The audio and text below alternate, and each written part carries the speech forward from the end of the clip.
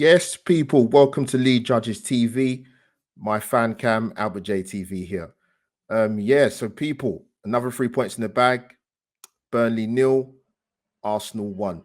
That was actually my score prediction for the game, Arsenal to win 1-0. And the main reason why I said that was because even though we beat Norwich 1-0 last week, I just felt with this team, in terms of creativity on not taking chances, that's where we're at as a team. And the way Burnley play with the two main strikers up front, with Woods and Barnes, very route one, 38% possession from Burnley in the last 4 games. So you knew Arsenal were going to have a lot of the ball.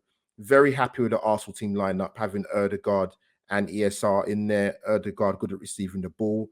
ESR very good at getting into the final third and going beyond the strikers. Very pleased with the starting 11. Also, more so, like I said, stick with this back four.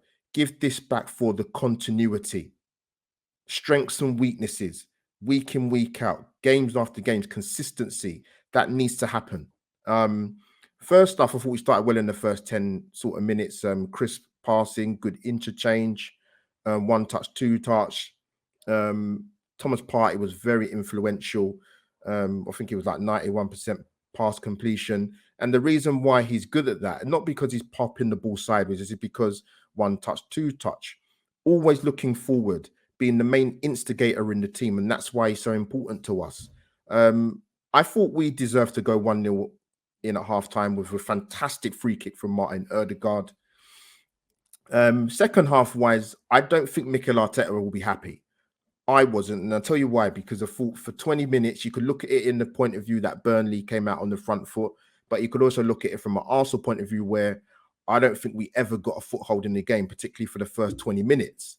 I thought getting into the final third and going on the breakaway when we was ending up with 3 against 2s and 2s against 1s and overloads, our final passing was so poor. And I'm not talking about Hollywood Steven Gerrard pass. I'm talking about A to B, B to C passing, but it was very poor. We could have finished that game off to go 2-0 up at least.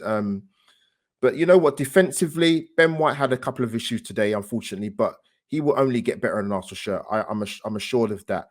I thought Tomiyasu was very wholehearted in his performance. I knew he would get a tough game against Dwight McNeil on their left-hand side, and he did, for me personally. But Tomiyasu, like I said, very spirited and wholehearted performance.